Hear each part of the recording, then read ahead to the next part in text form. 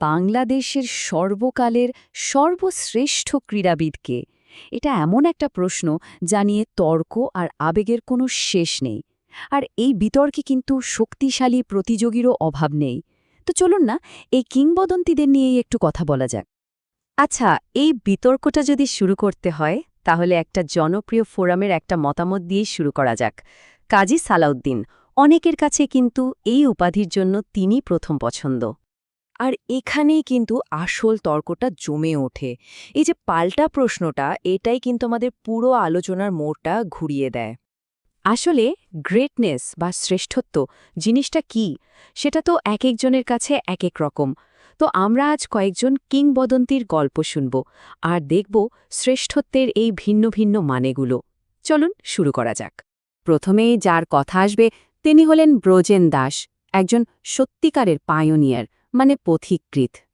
পথিকৃৎ মানে কি? যিনি প্রথম কোনো কিছু করেন। আর ব্রজেন দাসের ক্ষেত্রে সেটা ছিল ১৯৫৮ সালে ইংলিশ চ্যানেল সাঁতরে পার হওয়া। শুধু পার হওয়াই না, তিনি ছিলেন প্রথম এশীয় যিনি এই অসাধ্য সাধন করেন। ভাবা যায় সেই সময়ে এই অর্জনটা কতটা বিশাল ছিল। শুধু বাংলাদেশের জন্য না, পুরো এশিয়ার জন্যই এটা ছিল একটা বিরাট মুহূর্ত। আচ্ছা, ব্রজেন দাসের এই অর্জনটাকে যদি একটা সংখ্যা দিয়ে বোঝাতে হয় তাহলে সেই সংখ্যাটা কি হবে? সংখ্যাটা হলো ৬। মাত্র একটা সংখ্যা, কিন্তু এর পেছনের গল্পটা অবিশ্বাস্য। একবার ভাবুন তো, তিনি একবার না, দুইবার না, ৪ বছরের মধ্যে মোট ৬ বার ইংলিশ চ্যানেল পাড়ি দিয়েছেন। এখানেই শেষ না, ১৯৬১ সালে তিনি সবচেয়ে কম সময়ে চ্যানেলটা পার হয়ে একটা ওয়ার্ল্ড রেকর্ডও করে ফেলেন। মানে তার শ্রেষ্ঠত্বটা তখন অন্য এক লেভেলে চলে যায়। আচ্ছা, ব্রজেন দাসের পর এবার আসা যাক এমন একজনের কাছে যার শ্রেষ্ঠত্বটা ছিল তার জনপ্রিয়তা আর ক্যারিশমায়। হ্যাঁ, ফুটবলের জাদুকর কাজী সালাউদ্দিনের কথাই বলছি। তার জনপ্রিয়তা কেমন ছিল সেটা FIFA.com-এর একটা কথাতেই বোঝা যায়। বলা হয়েছে, প্রতিপক্ষ দলের সমর্থকরাও মাঠে আসত শুধু তার খেলা দেখার জন্য। চিন্তা করা যায়, এই আকর্ষণটাই তো তাকে ক্লাবের সীমানা পেরিয়ে একজন জাতীয় আইকনে পরিণত করেছিল। তাকে বলা হয় বাংলাদেশ ফুটবলের প্রথম সুপারস্টার। আবাহনীর হয়ে প্রথম মৌসুমেই ২৪টা গোল, দেশের প্রথম আন্তর্জাতিক ম্যাচে গোল, এমনকি তিনি প্রথম বাংলাদেশি ফুটবলার যিনি বিদেশে ক্লাবে খেলেছেন। সব মিলিয়ে তিনি ছিলেন এমন একজন যিনি তার খেলা দিয়ে পুরো দেশকে এক সুতোয় বেঁধে ফেলেছিল। আচ্ছা, শ্রেষ্ঠত্ব মানে তো শুধু প্রথম হওয়া বা সুপারস্টার হওয়াই না, তাই না? এমন কিছু রেকর্ডও তো আছে যা একেবারেই অনন্য। চলুন এবার সেই সব রেকর্ড হোল্ডারদের কথা শোনা যাক। এই সংখ্যাটা দেখুন, ১৬। দেখতে সাধারণ একটা সংখ্যা মনে হচ্ছে, তাই না? কিন্তু এই সংখ্যার পেছনে এমন এক বিশ্ব রেকর্ড লুকিয়ে আছে যা শুনলে অবাক হতে হয়। এটা হলো জোবেরা রহমান লিনুর জেতা জাতীয় টেবিল টেনিস চ্যাম্পিয়নশিপের সংখ্যা। হ্যাঁ, ঠিকই শুনেছেন, ১৬ বার। এটা কিন্তু যে কোনো অ্যাথলিটের জন্য নিজের দেশে জেতা সর্বোচ্চ শিরোপার বিশ্ব রেকর্ড।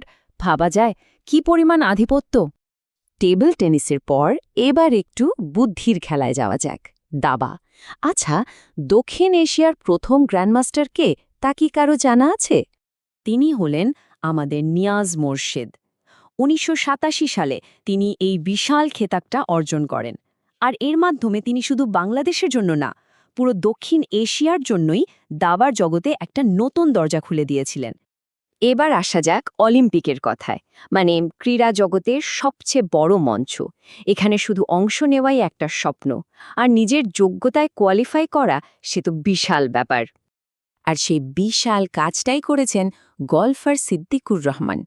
রিও ২০১৬ গেমসে তিনি সরাসরি কোয়ালিফাই করেন। এর আগে পর্যন্ত আমাদের নির্ভর করতে হতো ওয়াইল্ড কার্ডের ওপর। তার এই অর্জনটা ছিল একটা বড় বার্তা যে বাংলাদেশও এখন যোগ্যতার ভিত্তিতে লড়তে পারে। তো এতগুলো নাম নিয়ে কথা বলার পর এবার আসা যাক আধুনিক যুগের এক আইকনের কাছে। এমন একজন যিনি আজকের এই ভীষণ প্রতিযোগিতামূলক ক্রিকেট বিশ্বে বাংলাদেশকে এক অন্য উচ্চতায় নিয়ে গেছেন। নামটা নিশ্চয়ই এতক্ষণে সবার মনে চলে এসেছে, সাকিব আল হাসান। সাকিবের অর্জনটা কিন্তু একেবারেই অন্যরকম। 2015 সালের 12ই জানুয়ারি ক্রিকেট ইতিহাসে এমন একটা ঘটনা ঘটল যা এর আগে বা পরে আর কখনো ঘটেনি। সাকিব আল হাসান একই সাথে খেলার 3টা ফরম্যাটেই আইসিসির 1 নম্বর অলরাউন্ডার হলেন। টেস্ট, ওয়ানডে, টি20 তিনটাতেই নাম্বার 1। এটা এমন এক রেকর্ড যা তাকে সবার থেকে আলাদা করে দেয়। আর শুধু পারফরমেন্সই না, স্বীকৃতিও এসেছে। 2022 সালে বাংলাদেশ ক্রীড়া সাংবাদিক সমিতি বা বিএসপিএ সাকিবকে আনুষ্ঠানিকভাবে দেশের ইতিহাসের সর্বশ্রেষ্ঠ ক্রীড়াবিদ হিসেবেই নির্বাচিত করেছে। তো এই স্বীকৃতিটা তার দাবিকে আরও অনেক জোরালো করে, তাই না? তাহলে এত সব আলোচনার পর আমরা কোথায় দাঁড়ালাম? একজন কিংবদন্তিকে কিসে কিংবদন্তি বানায়? আমরা যদি একটু ফিরে তাকাই তাহলে কি দেখি? ব্রজেন দাস ছিলেন একজন পথিকৃৎ। কাজী সালাউদ্দিন ছিলেন একজন সাংস্কৃতিক আইকন, যার খেলা দেখতে সবাই মাঠে আসত। জোবেরা, নিয়াজ বা সিদ্দিকুরের মতো ক্রীড়াবিদদের আছে একেবারে ইউনিক সব রেকর্ড। আর সাকিব আল হাসানের আছে আধুনিক বিশ্বে একচ্ছত্র আধিপত্য। আসলে শ্রেষ্ঠত্বের প্রত্যেকটা দাবিরই কিন্তু আলাদা একটা ওজন আছে। এ কারণে হয়তো এর কোনো সহজ বা এক কথায় উত্তর নেই। সর্বশ্রেষ্ঠকে, এই প্রশ্নের উত্তরটা আসলে নির্ভর করে আমরা শ্রেষ্ঠত্বকে কিভাবে দেখছি তার উপর।